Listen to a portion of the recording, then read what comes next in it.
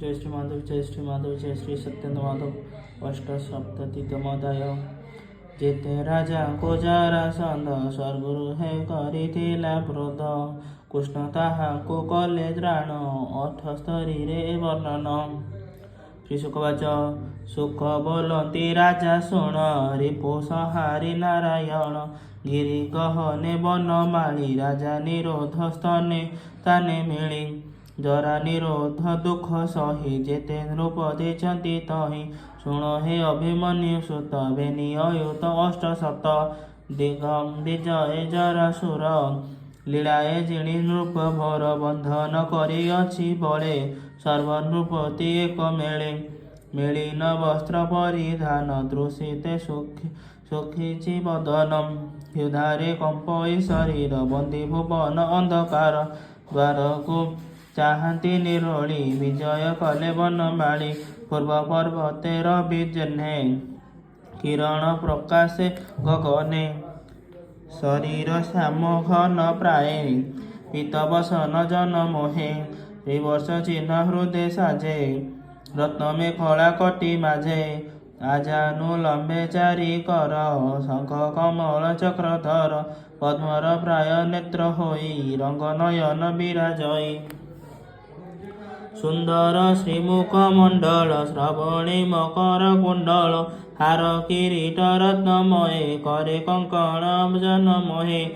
कंठे विराजे रत्नमणि, रवि किरण प्राय जाणी। हृदय लंबई बनमाळ, मोहन मदन गोपाल। देखि सकल नृपमणि, अमृत निधि प्राय मणि। पिबा प्राय चक्षु द्वारे, कियबा लिहिबे जिह्वारे।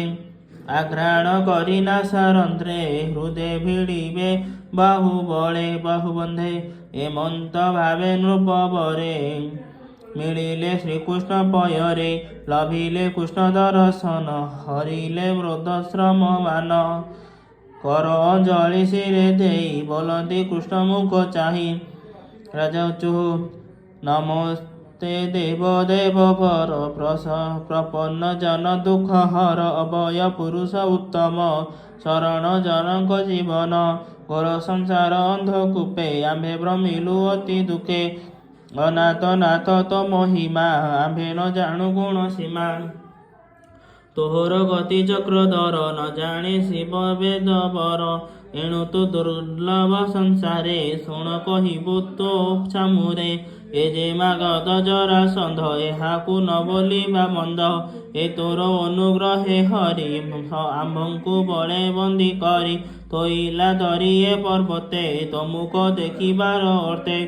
ए आम्भ राज्य भ्रष्ट कला, जेणु तोहर आज्ञा थिला। जे राजा मदे मर्त होई, ताहार श्रेय लाभ पा काहि। तोर मायारे होई रत, मिथ्या संपद मणे सत्य। अज्ञान मते होई भोळ, अमृत मृग तृष्णाकु मणे जल। निबिड़ मायार विकारे, वस्तु विचारे अवस्तुरे। आम्भे सकले पूर्व देहे, श्रीमदे नष्ट बुद्धि मोहे। ए भूमि जिणिबार आसे, घोर संकट रण त्रासे। एक आरके रिपुपणे, प्रजा नासिलु अकारणे। अति निर्दय पण कलु, तोर महिमा बासरिलु। निकटे न देखि मरण, मुकति बुद्धि आचरण।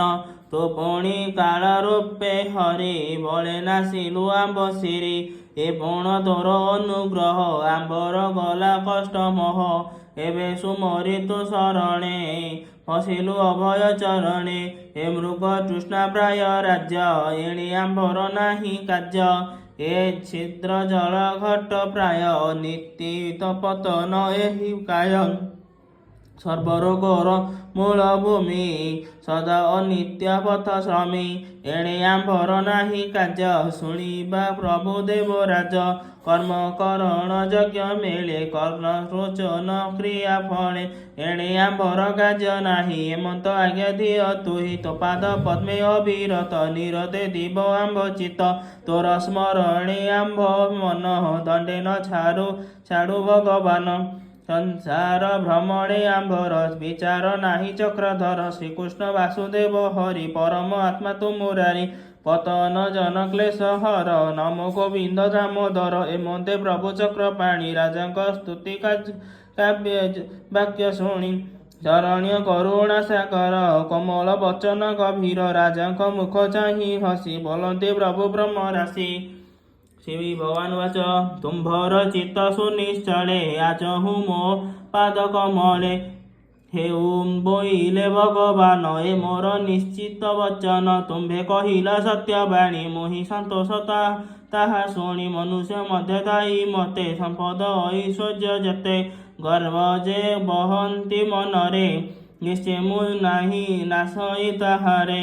ସହସ୍ରାର୍ଜୁନ ନାମେ ରାଜା ଧୃତ ନୃପନ ହୁସ ମହାତେଜା। ଅଙ୍ଗ ନୃପତି ସୁତ ବେଗବେଣ ନାରକାସୁର ଦଶାନନ। ଦେବଦାନବ କୁଳେ ଜାତ ଥିଲେ ଯେ ଐଶ୍ୱର୍ଯ୍ୟ ମତ।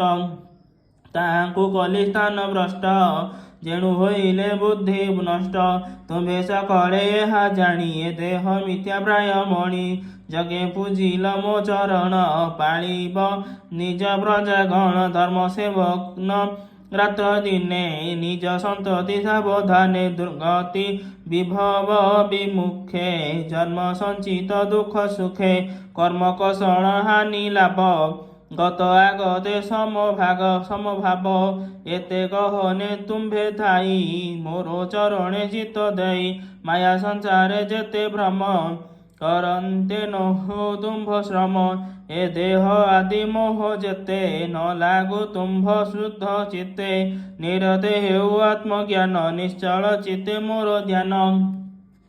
ପବିତ୍ର ହୋଇ ବ୍ରହ୍ମ ପତେ ପଶିବ ମୋର ଦେହେ ଅନ୍ତେ। ଶ୍ରୀଶୁକବାଚ କହନ୍ତି ବ୍ୟାସଙ୍କର ସୁତ ଏବେ ହୋ ଶୁଣ ପରୀକ୍ଷିତ। ଭକତ ବନ୍ଧୁ ଭଗବାନ ରାଜାଙ୍କୁ କଲି ଦିବ୍ୟ ଜ୍ଞାନ। ତାହାଙ୍କ ଅଭିଷେକ ଅର୍ଥେ ନାରୀ ପୁରୁଷ ସତେ ମାର୍ଜନା କରି ସର୍ବ ରାଜା। ଗୋବିନ୍ଦ କରାଇଲେ ପୂଜା ଜରାସନ୍ଧର ପୁତ୍ର ହସ୍ତେ। ଭାବେ ଗୋବିନ୍ଦ ଅନୁମତେ ପୂଜା ଉଚିତେ ଅଳଙ୍କାର ପୁଷ୍ପ ଚନ୍ଦନ ବସ୍ତ୍ର ସାର। ରତ୍ନ ମୁକୁଟ ଶିରେ ଖଞ୍ଜି ଉତ୍ତମ ଅନ୍ନ ଜଳ ଭୁଞ୍ଜି। ନାନା ପ୍ରକାରେ ରାଜଭୋଗ ତାମ୍ବୁଳ ଆଦି ନାନା ଦ୍ରବ୍ୟ। କର୍ଣ୍ଣେ କୁଣ୍ଡଳ ଆଦି କରି ହାର କେଉର ହୃଦେ ଭରି। କିବା ଉପମା ଦେବୀ ମୋହି ବେଦନା ଦୁଃଖ ପାର ହୋଇ। ବରଷା କାଳ ଅନ୍ତେ ଯେହ୍ନେ ଗ୍ରହ ବିରାଜନ୍ତି ଗଗନେ। ବସାଇ ରତ୍ନମୟ ଯାନେ ଗୋବିନ୍ଦ କୋମଳ ବଚନେ। ବୋଇଲେ ନିଜପୁରେ ଯିବ ଯଜ୍ଞର ଆରମ୍ଭେ ଆସିବ। ଏମନ୍ତେ କୃଷ୍ଣର ପ୍ରସାଦେ ରାଜାଏ ଚଳିଲେ ଆନନ୍ଦେ। କୃଷ୍ଣର ପାଦେ ଦେଇ ମନ କଲେ ସେ ଯେ ଯାହା ଭୁବନ। କୃଷ୍ଣ ମହିମା ନିଜପୁରେ କହିଲେ ପ୍ରଜାଙ୍କ ଆଗରେ। ଗୋବିନ୍ଦ ଆଜ୍ଞା ଘେନି ଶିରେ ସୁଖେ ରହିଲେ ନିଜପୁରେ। ଏମନ୍ତେ ଜରାସନ୍ଧ ମାରି ଭୀମ ଅର୍ଜୁନ ତୁଲେ ହରି। ଜରାନନ୍ଦନ ସହଦେବ ଆନନ୍ଦେ ପୂଜିଲା ମାଧବ। କୃଷ୍ଣଙ୍କୁ ମାଗି ଅନୁଯାନ ମିଳିଲା ଆପଣା ଭୁବନ। ଭୀମ ଅର୍ଜୁନ ବନ ମାଣି ଇନ୍ଦ୍ରପ୍ରସ୍ଥରେ ଯାଇ ମିଳି। ଶଙ୍ଖ ବଜାନ୍ତେ ଭଗବାନ ହରଷ କରି ବନ୍ଧୁଜନ। ଖଳମାନଙ୍କ ସୁଖେ ଦୁଃଖ ହେଳେ ନିବେଶି ପଦ୍ମମୁଖ। ଇନ୍ଦ୍ରପ୍ରସ୍ଥରେ ରାଜାଗଣ ଶୁଣିଲେ ମାଗଧ ମରଣ। ନିଶ୍ଚିନ୍ତେ ଧର୍ମସୂତ କାର୍ଯ୍ୟ ସୁଖେ ସଞ୍ଚିଲେ ଦେବରାଜ। ହରଷେ ଧର୍ମର କୁମର ସଙ୍ଗତେ ଘେନି ସହୋଦର। ବନ୍ଧୁ ବାନ୍ଧବ ପ୍ରଜାଜନ କୃଷ୍ଣଙ୍କୁ କଲେ ଭାବେ ମାନ୍ୟ। ଭୀମ ଅର୍ଜୁନ ନାରାୟଣ ବନ୍ଦିଲେ ଯୁଧିଷ୍ଠି ଚରଣ। ଯେମନ୍ତେ ଜରା ନାଶ ଗଲା ସନ୍ଦେଶ କହି ନନ୍ଦ ପଳା। ବସିଲେ ଧର୍ମସୂତ ପାଣି ପାଶେ ଶୁଣି ନୃପତି ମନ ତୋଷେ। ପୁଲକ କଲେ ରୋମ ରାଜି ବାକ୍ୟ ନ ସ୍ଫୁରେ ଚକ୍ଷୁ ବୁଝି। ସେ ହରି ଚରଣ ପଙ୍କଜ ନମଇ ଜଗନ୍ନାଥ ଦ୍ୱିଜ। इति श्रीमद्भागवते महापुराणे पारमहंस्यां संहितायां दशमस्कन्धे वन्दिराजमुखेणं नाम अष्टसप्ततितमोऽध्यायः। जय श्री माधव, जय श्री माधव, जय श्री सत्यंत माधव।